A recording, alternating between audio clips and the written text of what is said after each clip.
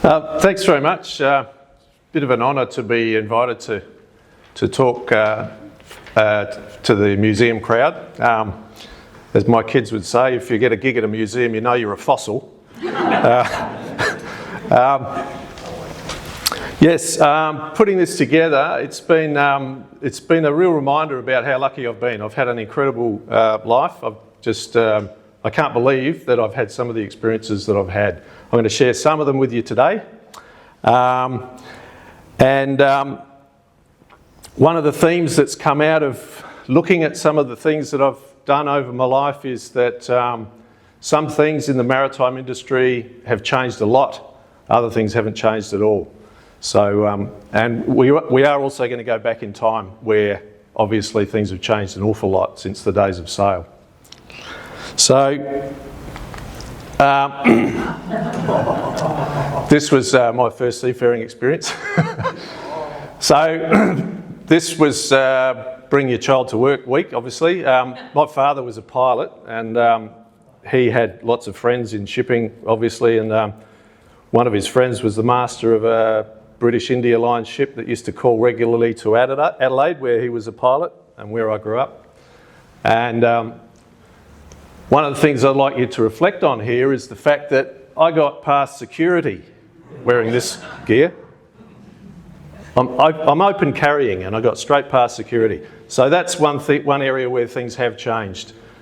Security back in the day was a retired seafarer sitting at the top of a gangway in a chair, asleep. But not long after this was taken, so this was, I was about 4 there I reckon, but by the time I was 6 years old, my father was actually taking me to work, and we'd go out on the pilot launch together, and we'd out to a ship, you know, coming into Adelaide out at sea, and he'd say, you go up first, you go up the ladder first, and if you fall, I'll catch you. So I was 6 years old, so that's 60 years ago. I was actually going up pilot ladders as a child. Imagine that. I mean, I don't know, we've got the assistant harbour master in the audience, so I don't know if he'd allow that these days, but he is nodding. So my career started when I left school. My father he actually discouraged me for a while. He didn't think it was a very good life for a young fella. But in the end, he could see that I had a bit of a passion for it, and I was a bit of a hopeless case, really, going to work with him, seeing these ships, being captivated by this idea of a little floating world that was very self-contained and a kind of a beautiful place, you know, aesthetically, particularly back then. I suppose you saw there, you know, these ships were beautiful. They were cargo ships. They were just freighters. But, you know, they had scrubbed teak decks, they had varnish work everywhere, beautifully painted, lovely shape to the ship. So I was sort of captivated by the aesthetics of it a bit, and it was a bit of a hopeless case. So I got myself a cadetship on leaving school with the Australian National Line, which was the Australian shipping company back then, owned by the Commonwealth Government, run by the Commonwealth Government Department of Transport. By A&L, it was a shipping company. They had a big fleet of ships. They had about 35 ships when I joined, trading coastally but also internationally. And I was lucky enough, I got to work on about half of them by the end of the time that I worked for them. This was my first ship, and this is my first overseas port, Burnie. We were running, there were 2 of these ships regularly going across Bass Strait, Sydney and the Brisbane Trader, and they were doing the cargo freight, and there was a little ship called it was actually a sister ship, but looked quite different, called the Empress of Australia, which was doing the passenger run. This was my next ship. This was a big bulk carrier. In its day, this was a huge ship. This is only about half the size of the ships now that are taking iron ore up to China, but this in its day was a huge ship. It's 269 metres long, carried 120,000 tonnes of iron ore. This particular ship was sold later on to a Chinese company, and it sank in the Indian Ocean on a voyage full of iron ore. these ships are so, they carry so much iron ore that it's quite bizarre. When you actually load them, you only load every second hatch. So it's got 9 hatches, you would only load 5 of those hatches.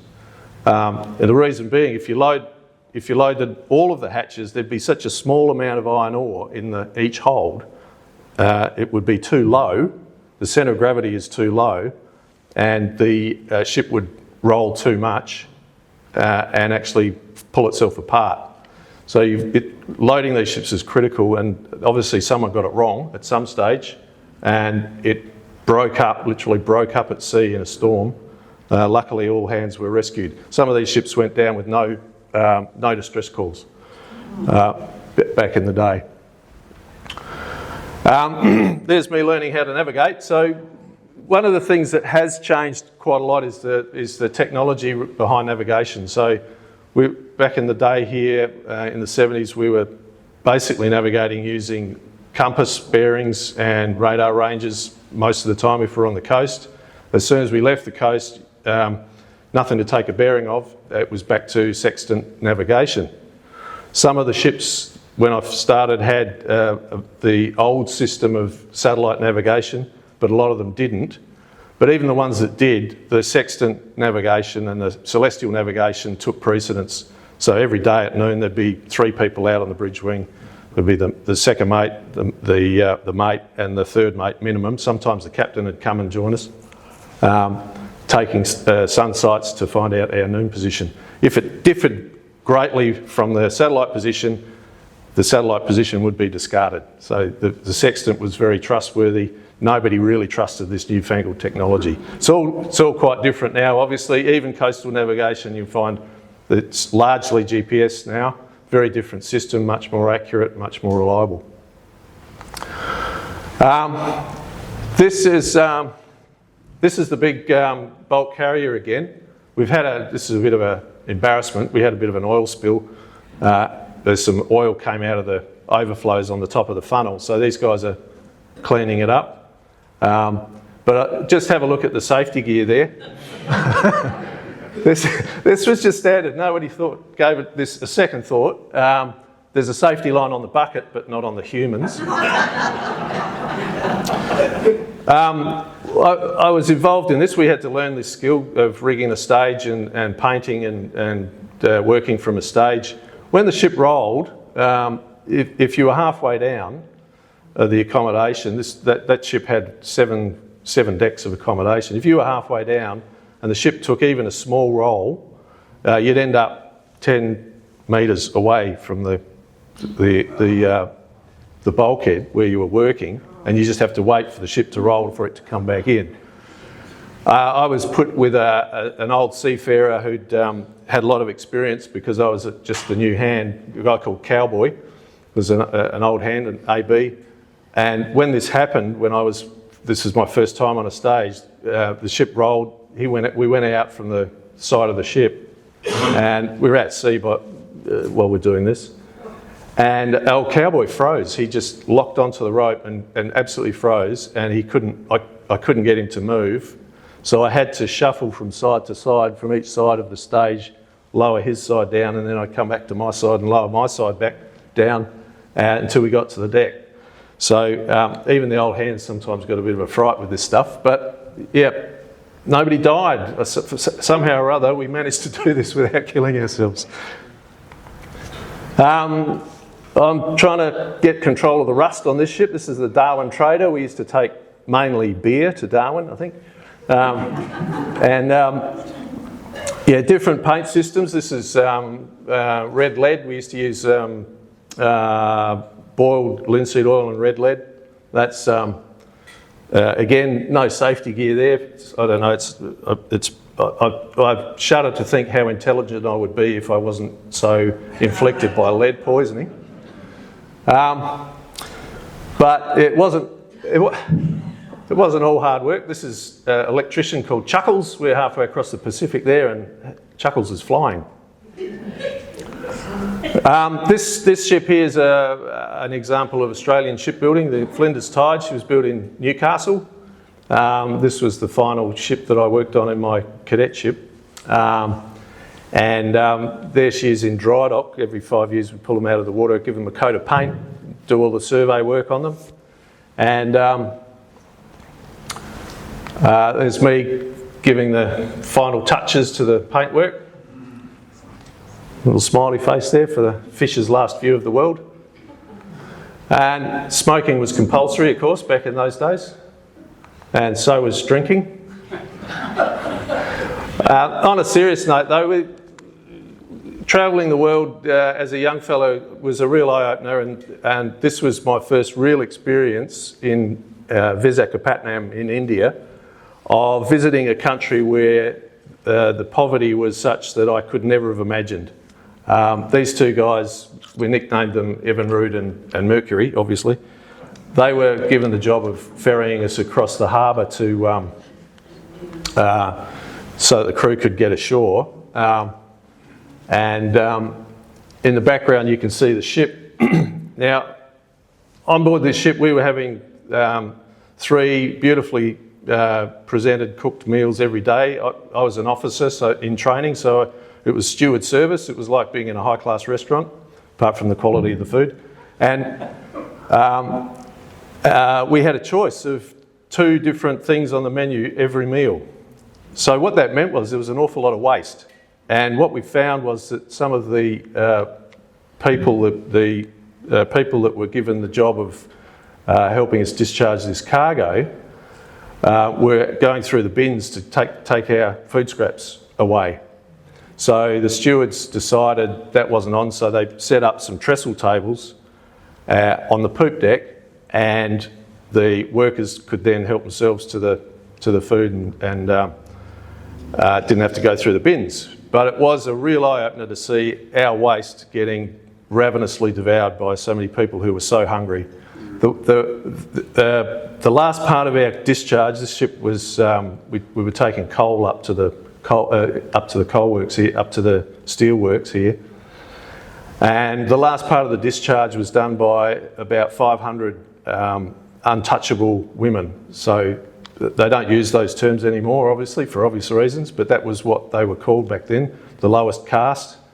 And they would go down into the hold, fill up a basket with the fine sweepings of the coal, put it on their heads and walk back up out of the hold, hundreds of steps up a steel ladder, walk all the way down the deck, down the gangway, dump it on the wharf and go back for another load. And they'd do that for 12 hours solid without a break.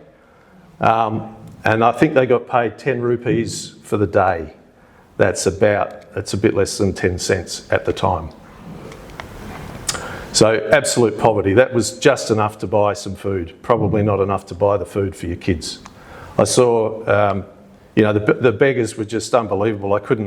You just want to fix this problem by giving some people, we felt very wealthy. I was on a small income, but I felt extremely wealthy when I got there. Huge eye-opener. You just want to fix these problems, so you start giving beggars money and then you just get mobbed. There's not hundreds, there's 200. You can't move. You just can't fix this problem. It's heartbreaking. It's very difficult, and it was a real eye-opener for a young fella. Just out of school, just out of private school, very privileged life. A lot of people used to get bored at sea. I never did. I found there's something very meditative about a ship, being on a ship chuffing across the ocean. We're halfway across the Great Australian Bight here on our way to Fremantle. And I always loved it. I loved watch keeping, and I loved the life. This little ship here is a lighthouse tender, so it was actually run by the Commonwealth Department of Transport. They had 3 of these ships. The Cape Don, this one, Cape Pillar and the Cape Morton. They used to service all of the lighthouses and all of the Commonwealth maintained navigation aids and meteorological stations all around the coast of Australia. I was lucky enough to do a 3-month stint on this as part of my cadetship. It was just about my favourite part of my whole training because it was so varied, the work was so diverse. I joined it in Broome, and we went around to Darwin and then the Cape Wessel group up on north of Arnhem Land, and then all the way back down to Fremantle, and we serviced all of the lighthouses and we went out as far as Ashmore Reef and Scott Reef as well. So it's just an example of one of the things we did. We picked this buoy out of the water, scrubbed got rid of all its barnacles. There's about 2 tonnes of barnacles on this thing, marine growth. Gave it a coat of paint, fixed up its mooring system, and now we're just putting it back in the water. You can see the anchor is being suspended over the side of the ship. I'm in the boat with Lucky. Lucky's the boat driver, terrific boat driver, fantastic people. These people were such good seamen. I learned a huge amount of seamanship off these people, boat handling and just general all-round seamanship. These guys, I don't know if you can see, it's a shame I didn't get a picture of this, but all these guys would be wearing KD plastic sandals from New Zealand. That was the Commonwealth Department of Transport safety issue. They told us that they were the things that we had to wear when we were going ashore because they would grip rocks and we wouldn't scratch ourselves and we wouldn't fall over on the coral. So we all wore our KD sandals. So we're pulling this buoy off the side of the ship here, and when the ship's right in the position that the buoy has to be, they let go the anchor, and then a couple of 100 metres of this chain just snakes out over the side. It's been flaked along the deck, and these guys are casually watching it with their KD plastic sandals on. We did some incredible, we did some incredibly risky things on that ship, but nobody ever got injured. It was just high level of awareness, high level of risk mitigation. We never did a risk assessment for anything back in those days, but it was kind of understood. You really had to watch yourself, and particularly the old hands would be watching like a hawk. Don't stand in the bight, stand back from that young fella, get out from under that crane, what if it lets go? You know, all of this sort of stuff. It really instills in you this very highly aware safety culture. This is, again, you wouldn't see this today, I don't think. This is the lighthouse keeper's wife, and we're transferring her onto the Lark to take her ashore because she's, the lighthouse keepers are changing out. I think this was actually at Cape Don Lighthouse. You can't really see it there, but she's got her 2 kids with her little babies. And some of the more hairy lifts would be, you know, Tasman Island, for example. This is how they got people ashore and onto the light, using a crane or a flying fox and things like that. Highly risky, obviously, but again, everyone's sort of taking stock, making sure that it all goes properly. All of these ropes and wires would have been checked. So even though it looks pretty hairy, very few incidents happen. This is the Lark. These things were incredible. This one had a payload of about 5 tonnes. Lark stands for lighter, amphibious, resupply and cargo. I think that's what it stands for. But when it's fully loaded with 5 tonnes, it floats pretty much about there. So it's these 2 little islands of aluminium just with water in the middle. So whatever cargo you put on there, it had to be waterproof. And coming down the road, it's the most uncanny feeling. You come down the road on this great lumbering machine, you get to the beach and the driver just keeps going and you just think, this thing's going to sink, it's not going to float. It keeps going down and down and down, and eventually up it pops and off it goes. So yeah, an amazing vehicle. I think the Antarctic Division used to have some of these too, but I'm not sure if they still use them. One thing I didn't get any photos of was, and I'm sure you want to hear about because it was a pirate attack.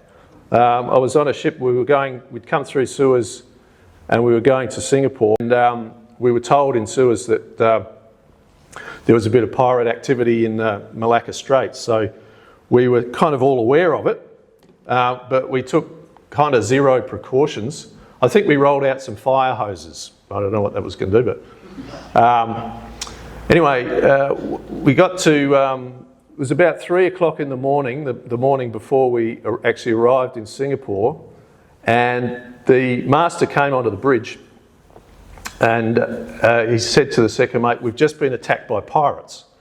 And the second mate just laughed. He just thought he was being pranked. And the master said, "No, we've really been attacked by pirates." And what had happened was, the first thing he knew about it was he'd woken up by these two guys with a screwdriver in the ribs, get out of bed, open the safe. He opened the safe. They took the money. They left everything else. There was narcotic drugs in there and ship's papers and everything, but all they wanted was the money. They just took the cash. I think it was about $30,000, which was a fair bit of money back then. Tied him up to his chair with a few pieces of string, and then they were gone.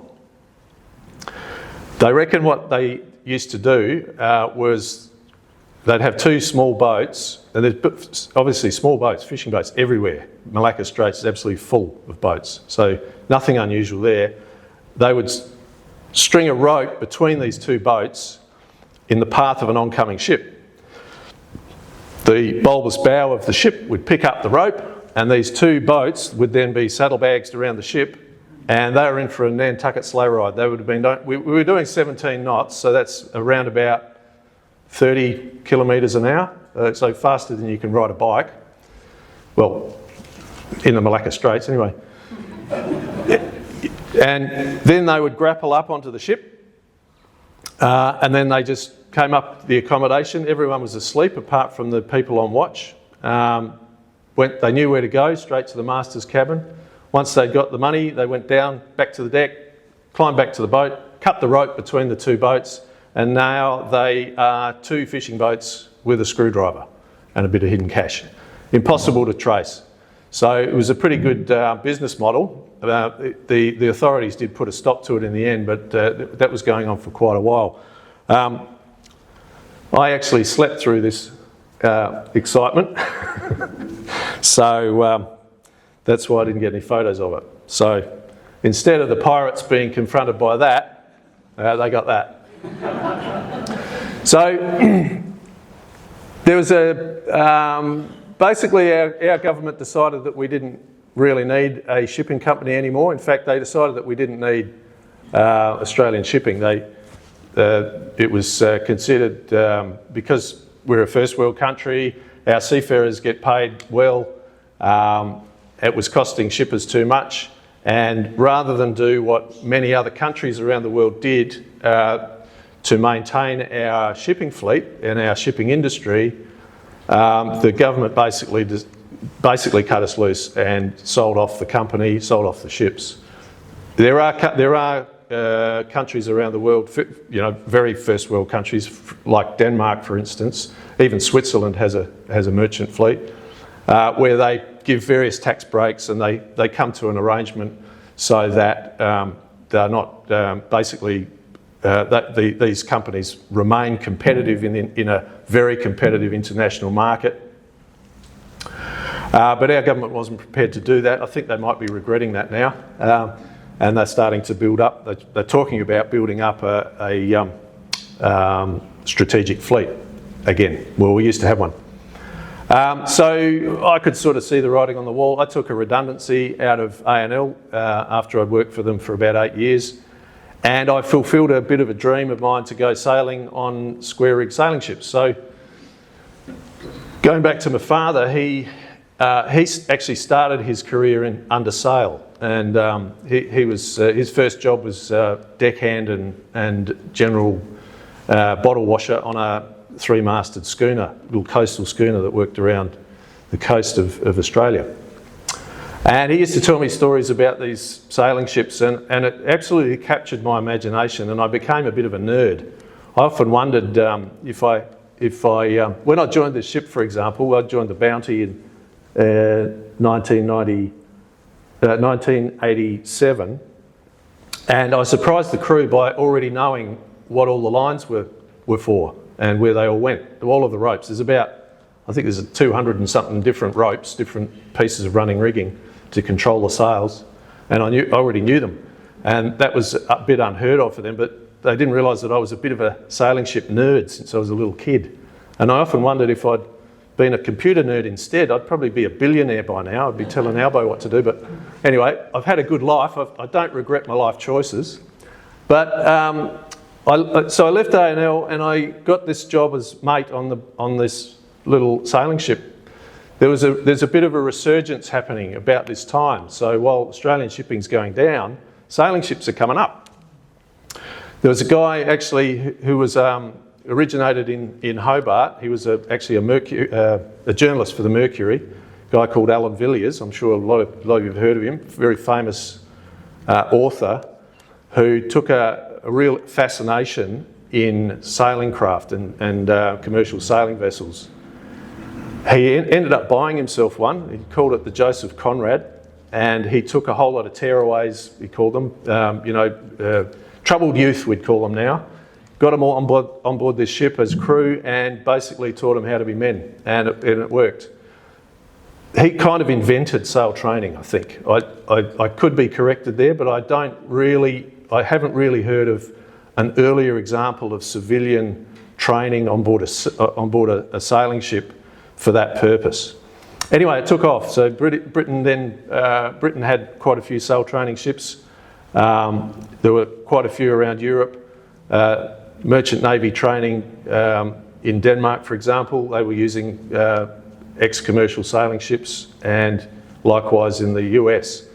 It took a little bit longer to catch on in Australia, but it did catch on, and particularly after this event. So I joined the Bounty in 1987 in Portsmouth, and we were re-enacting the first fleet coming out to Australia.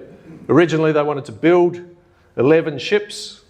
Obviously that was very ambitious. They ended up chartering, they bought this one, the First Fleet Reenactment Company bought this one, the Bounty, which was pretty much a dead ringer for the Sirius, the flagship of the First Fleet Reenactment. So that was kind of perfect. This ship was built for the film, the Anthony Hopkins, Mel Gibson film. I think it was just called Bounty. Am I right? Yeah. Anyways, that's what the ship was built for. A wonderful replica of the original Bounty.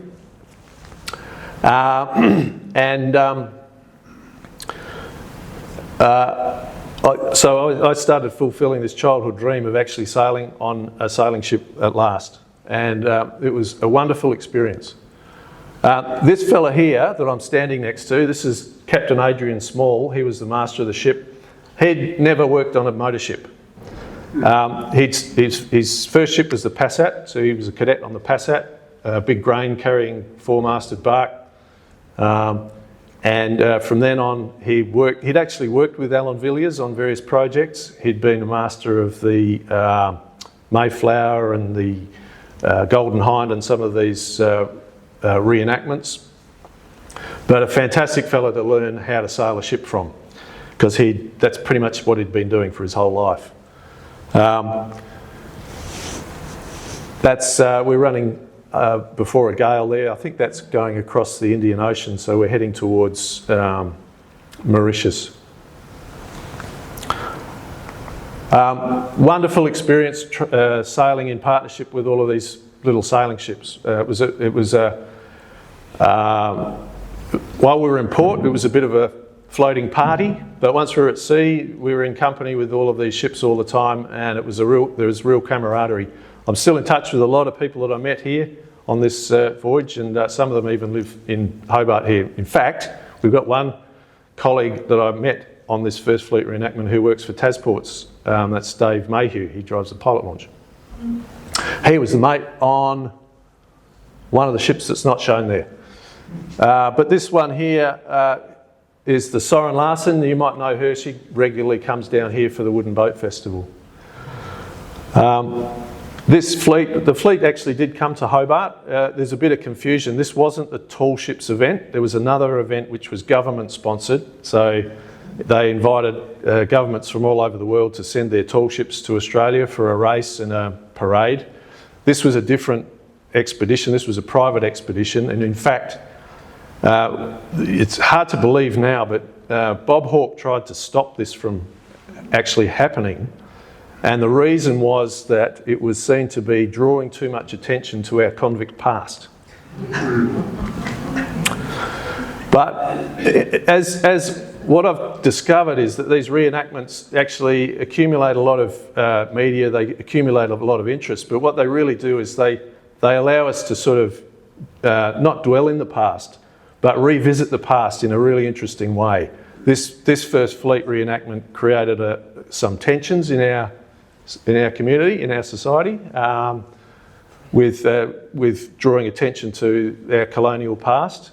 But overall, I think it was also seen as just a way of highlighting this is actually what happened, and the people on the fleet all got to experience what it's like to travel that far across an ocean, and it's that's in my memory. That can never be expunged. I understand what it's like to be on a ship for that length of time,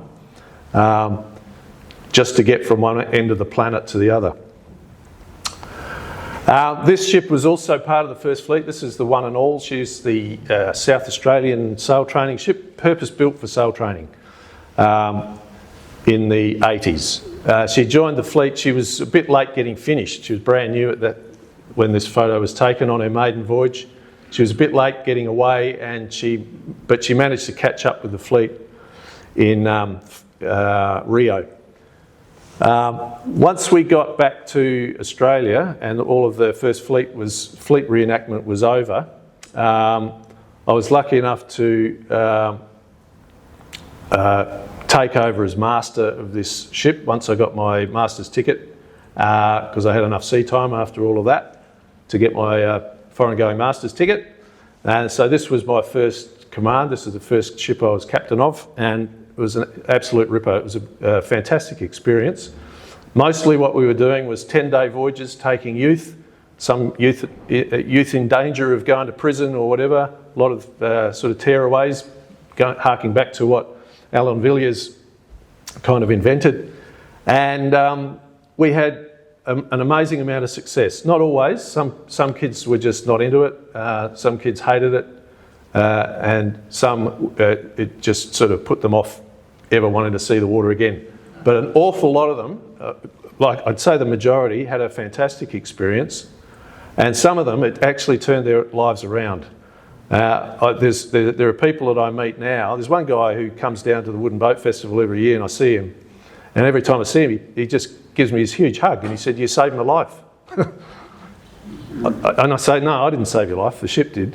But honestly, it's a life-changing experience. It's a fantastic way of taking people out of their comfort zone, giving them some challenges, and making them work together, because you have to. And also you've got to sort of you just can't avoid working with the elements, and you can't control that. So it's a great lesson in the idea that you control what you can, and the rest you just got to deal with. So I'm a great advocate for sail training. It really works. So after this experience, I was lucky enough to work on quite a few of these little sailing ships. This one is the Huon. It's a Western Australian ship. Magnificent little, she's actually our biggest sail training ship.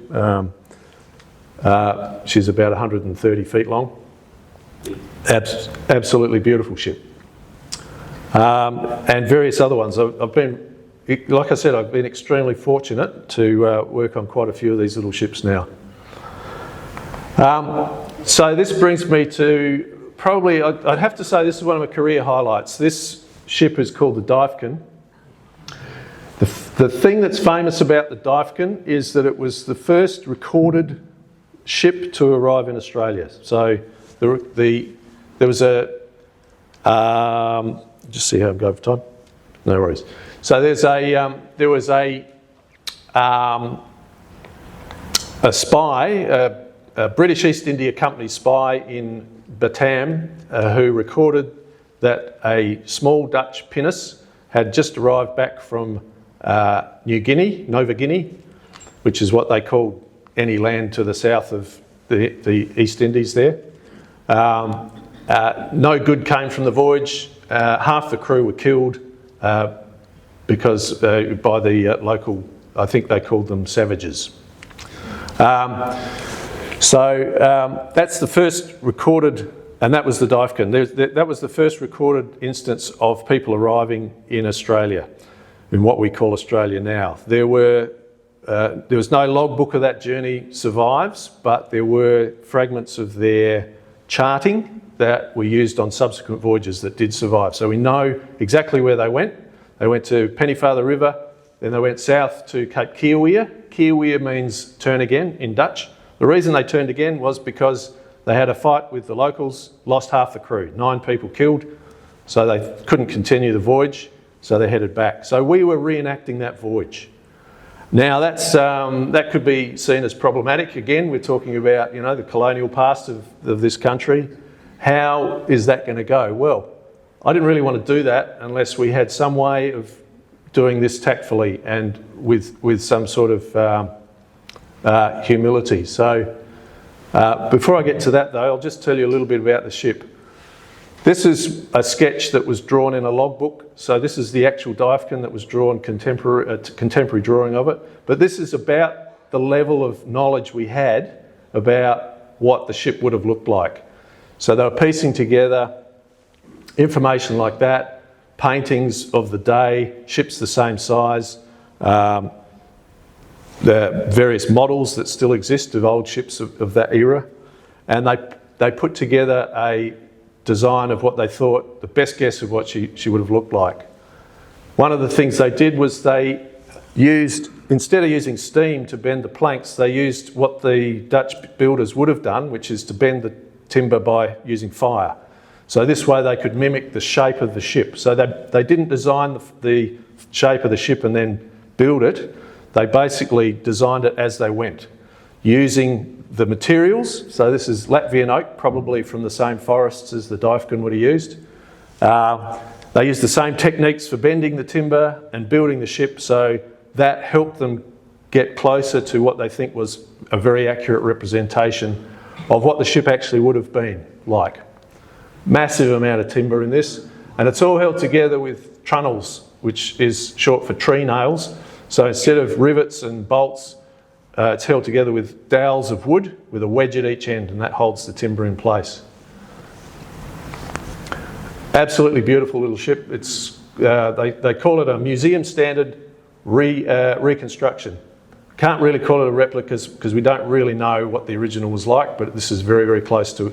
If the Dutch sailors of the era had stepped aboard this ship, they would have felt completely at home. Hand-stitched flax sails. This is the windlass. This is how we actually would pull the anchors up. Well, I say we. The crew did that, and I was stood behind them shouting incomprehensible commands. But that actually worked really well. It was they just made it according to the imagery that they had, the iconography and the whatever information they could get. They made it according to what they thought was authentic, and it really did work. One of the other things, I haven't got a photo of these, but the pumps of the ship were hollowed out tree trunks with a leather bucket being operated by a lever at the top. So all the valves were leather in these pumps, and they were there for decoration, but they actually worked better than the electric pumps. They shifted the water. We nearly sank on the maiden voyage because the pumps were blocking up with all the sawdust that was still in the bilge. They cleaned it out as best they could, but there was still enough sawdust in the bilge to block up these electric pumps. But the big old tree trunk pumps, they were hard work. It wasn't easy work, but they never blocked up. They would just suck whatever it was in the bilge, sawdust, rats, people's toenails, whatever, just straight out over the side. They were fantastic. This was a replica of the fireplace that they would have used for cooking. We had a gas barbecue in it, but we did run out of gas, so we ended up having to burn mangrove branches in the old fireplace to do our cooking on. Magnificent little ship, and very, very interesting to learn how to sail. I'm basically going back in time. So I started on the Bounty, which was a 1770s sort of vintage. This ship was built around about 1606, 1605. So I'm going back in time. Different technology, very similar skills, but it's very interesting to see some of the evolution that had happened in those couple of hundred years were actually backward steps. Some of the things, I won't go into it now, but some of the methods of sailing this ship were actually more efficient and actually better in a lot of ways than the later versions when the boffins got in charge.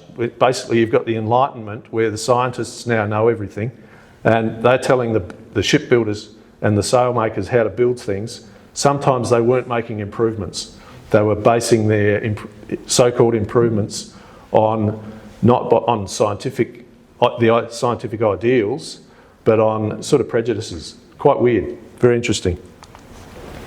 But like I said, magnificent little ship, but quite tiring to sail, quite tiring.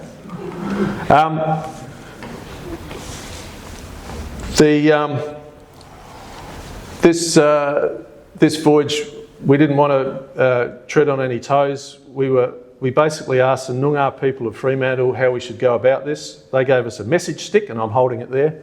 The message stick was a simple question. It said, "May we, whitefellow, walk upon your ground? Yes or no?" So when we arrived in the Pennyfather River, I read this out, and they said, "Yeah, sure, you're welcome here." But just asking the question made us extremely welcome. We were sort of made family. It was an intense experience. It was a life-changing experience for me. And this guy here, I told you that the story of of the first European arrival in Australia comes from the British East India letters, but this guy here had the oral story of exactly the same story, and all of the details matched up exactly. The number of people killed when it happened. Him and his people gave us a dance where they summoned the spirits of the past, they summoned the duchies, they summoned their own ancestors. They had a mock battle on the beach, and then he summoned those spirits back into the past, right? So we acknowledge what happened, but then we put it back into the past. So having this experience, suddenly we all understood way better than we did before what we were doing with our reenactment. We're doing exactly the same thing. It's a sort of a ceremonial thing. We're not living in the past. We're not pretending that we're in the past, but what we're doing is we're just drawing it into the present. We're drawing the past into the present so we can acknowledge what happened, see what happened, and then we go, okay, that's enough. We're not going to dwell in the past. We're going to just move on, but we know what happened. So they kind of taught us what we were doing with our reenactment. It was life-changing. This guy called me his son simply because I asked him permission to walk on his land. Silas Walmby is his name. And I think, looking at that photo, there's no better way to make yourself look a bit pasty than to stand beside an Indigenous warrior in full battle dress. A legend of a man. So that brings us to, I'm sort of aware that I want to leave a bit of time for questions, but brings me to the present day where I'm working on this little boat here. This is the Mount Florence, one of our tugboats here in Hobart. And most of what we do here is risk mitigation, going back to the old issue of risks and hazards. So all ports with tugs, most of what the tugs do is they help pull the ships into the dock. So a lot of ships don't have their own thrusters and their own means of manoeuvring in a fine way, so the tugs come in to help. We are guided by the pilots, so the pilot is basically in charge of the job. The pilot tells us what he or she wants, and then we, as best we can, we deliver what we can do. These are fantastic little boats. They're I'd say little, but there is actually a lot of the time when people come on board, it takes them by surprise. We've got sleeping for about 10 people. We've got a galley, mess room. This is the engine room, 2 Cat engines. They deliver about 2,500 horsepower each. That's my cabin there. That's a little bunk and a desk. That's all you need. It's pretty cosy but comfortable. We've had, maximum people we've had on board is 6. We came down from, we bought the tug in Queensland and we brought it down. Took us about a week and we had 6 people on board. But you can sleep 10. This is the bread and butter of the tug, obviously. This is the winch with the towing line on it. That piece of rope there, it's about 100mm diameter and its braking strain is a bit over 200 tonnes. We can pull about 60. We need that extra in case there's a dynamic load on it, in case it snatches or jerks.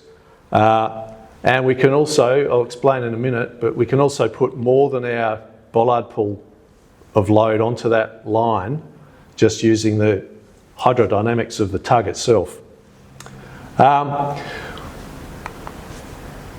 Some things never change. Seafarers have to know how to splice, but you've got to learn how to splice a whole lot of different types of rope. This one is it's the end of, on the end of our tow line we have this thing called a grommet or a pennant. It's made out of high modulus polyethylene and it's very, very strong. It's actually stronger than a piece of wire the same size, but it floats. It's incredible stuff. It's a little bit sacrificial. We'll change these out a little bit more often than we change the tow line.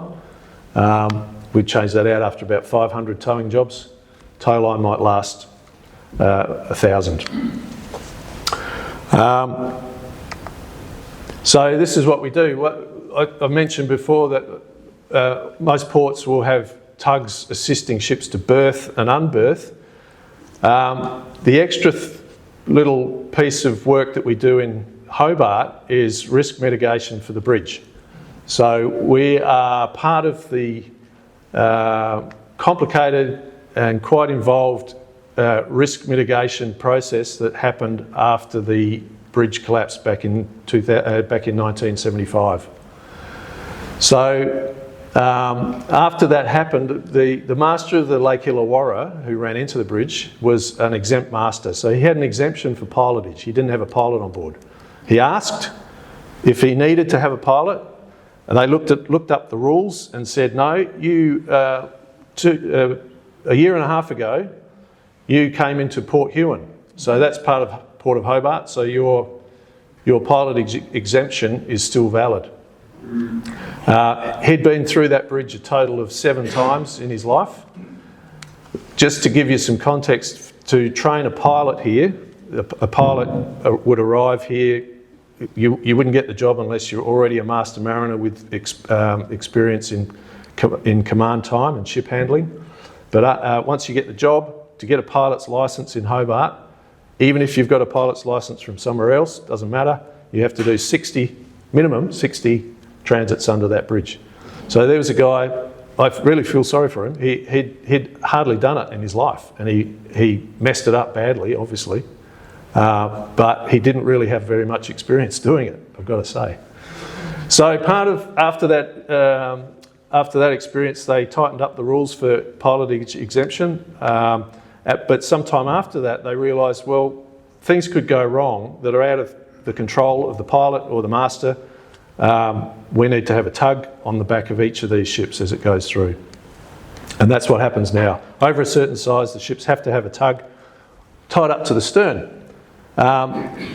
So part of the role here is that there's a process on the approach where the pilot and the master are going through quite a lengthy checklist about anything that, any faults of the ship. They're looking at the weather, they're looking at various parameters. If anything on that list is not 100% correct and within the parameters, they will just turn the ship around. And there's a zone outside the, well before this point where you can actually see the bridge. This is past the point of no return now. But back in the harbour, off Rosny Point there, off Bellarive actually, there's a circle on the chart, and you'll see that if the ship's not going to proceed for whatever reason, they will turn the ship around, and the tugs will help with that. If we get to a point here, about a half a mile from the bridge, the ship's going through no matter what. If it has a steering failure or a machinery failure, the tug is there to either help push the ship, help steer the ship, because you can actually steer the ship using the tug like a rudder, or perhaps divert it so that it runs aground before it gets to the ship, before it gets to the bridge, rather than knock the bridge down. So the tugs form a crucial part of this risk mitigation.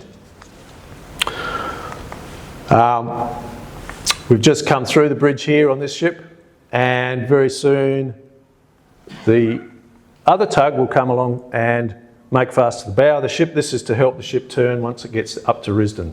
So when it gets to Risdon, the forward tug will come out to here and pull. This tug will square up and push, and the ship can turn on its length, and then both tugs will help push it alongside at the wharf.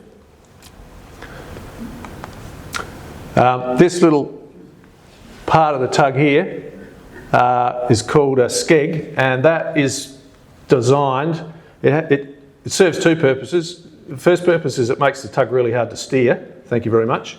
But the second purpose is that it then gives the tug a lot of grip so that it can do this. Sorry. This is a ship where I think from memory, I think there was an accident on the bridge or something, so we couldn't go through. I can't remember what the reason was, but we basically, the pilot aborted the transit, so we're going to turn the ship around, and I think,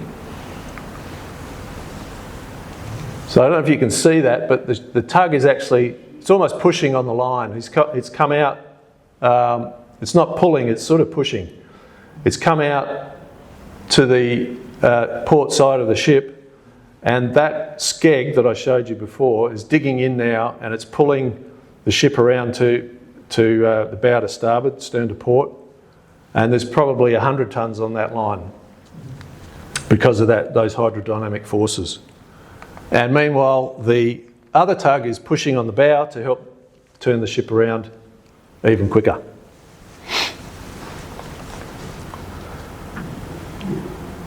They're very manoeuvrable, very powerful little boats, and I can tell you they're a lot of fun to drive. Great way to end my seagoing career on a boat like that.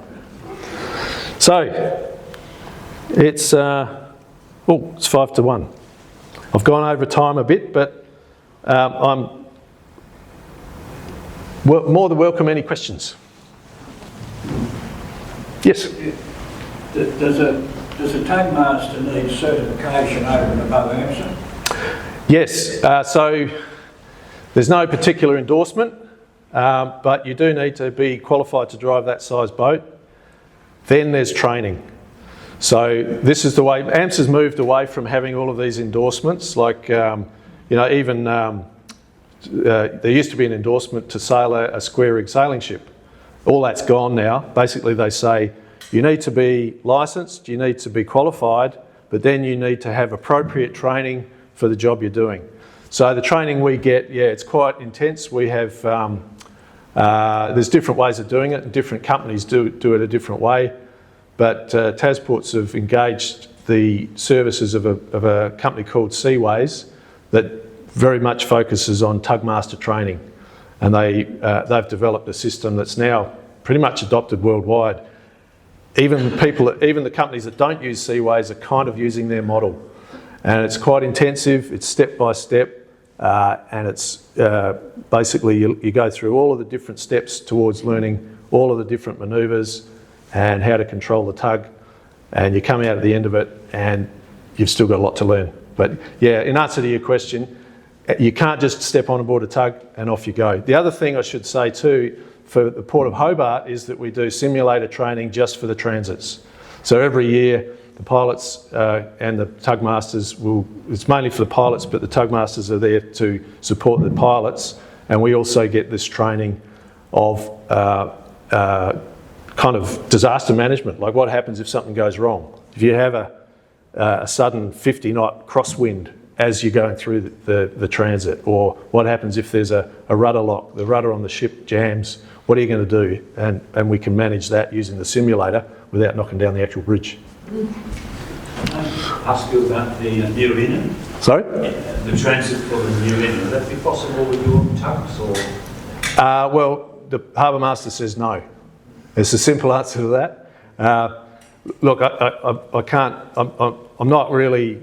I can't talk for TasPorts, but what I can say, the publicly known information. It's not well understood, I have to say, but there was simulations done, not with a simulated ship. They used the actual ship. They simulated the bridge. There's a bit of confusion about that in the press. They were saying that they used a simulated ship. No, the ship they used was the Huon out in the bay here. They simulated a bridge using computer technology so they could do the manoeuvres well away from the bridge, but they found that it wasn't safe. That's the simple answer to that. The harbour master said no, and the mariners that I've talked to in TasPorts, all the pilots are completely on board with that. They're the professionals, they're the experts. Trust them. Are the tugs ocean going tugs so they can go out to rescue a ship out of the sea? Yep, they are. They're not ideal for that. These particular tugs are designed mainly for harbour work, but we could do that. They're surveyed for 200 miles offshore.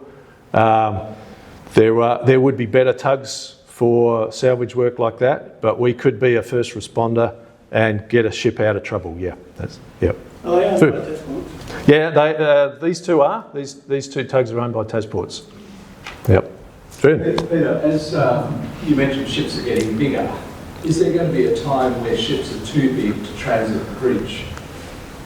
Is there a point where that point's already come? So there's a limit to the size that goes through the bridge. But people aren't going to go on building ships just to transit the bridge, surely. There's the particular size that is that does transit the bridge now. There's quite a few of them. There's quite a few of them like that. The ships that go through the bridge here are tiny compared to even that one that I showed you. But that's the limit. And again, all of this stuff is modelled, and we've got these great simulators we can model this.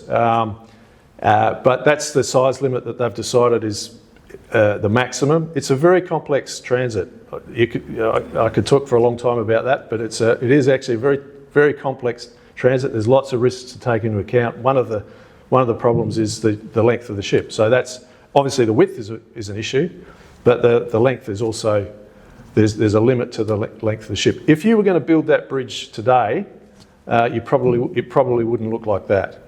Interestingly, the original plan for the bridge was, I think it was about 30 feet narrower, and they decided they'd spend the extra £160,000 to make the entrance a little bit wider, just in case the ships got bigger. Well, they got a lot bigger. So lucky they did that. Yeah.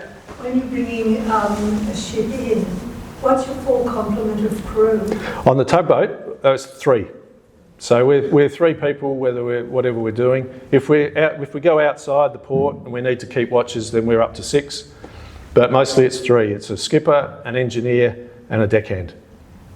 Yeah. Some of the older tugs, they have a second deckhand if they're going to do a lot of different types of rope handling. But because we've got that big winch and the tug's laid out to tow a certain way, we only need 3. One more. You were talking a lot about risk today, which was fabulous, and I'm just wondering, and you also talked about that you're under the instruction of the pilot. You're mastering the tug, you're right up there next to the ship, you're doing a transit. Is there any point in time when you can go, this is not feeling right, looking right, and can override the pilot in terms of avoiding a transit? Probably not aborting a transit, but yes, you're right. There is a responsibility of every master. So I'm the master of my tug. My first responsibility is for the safety of my crew, even before the pilot, right? So yes, there is a point where I can say, nah, sorry, I'm not doing that. But gee, I'd have to have a good reason. I look at my job as to keep the pilot's stress as low as possible. That's what I do when I go to work, basically. I go, what can I do for this person who's got a lot going on, a lot more stuff going on than I have in my little wheelhouse? How can I make that person's life as easy as possible? But there does come a point where if the pilot asked me to do something that I thought might endanger myself or the tug, yes, I can say no. But like I said, gee, you'd have to have a good reason. Yeah. Thank you. No worries. Yeah, when you're transiting the bridge, is the tug which is on the side of the ship always on the western side or No. No, so the tug, there will always be a tug on the stern of the ship. Right, now the other tug won't transit, they can't tie up to the side of the ship because there's not enough room. So they'll just wait, they'll tag alongside the ship in case they need to push. But when we actually get to the bridge, that tug that's not made fast will just hang back and wait until the ship's through, and then they'll follow the ship and then they'll chase it and come up alongside. Now if it's a tanker going to Self's Point, they'll go onto the starboard side of the ship because we're going to push the ship in without swinging it. Okay, but if it's a bulky going down to Risdon, usually, not always, but usually they'll go onto the port side because we're going to swing and then push it in. Yeah, if that makes sense. Yeah.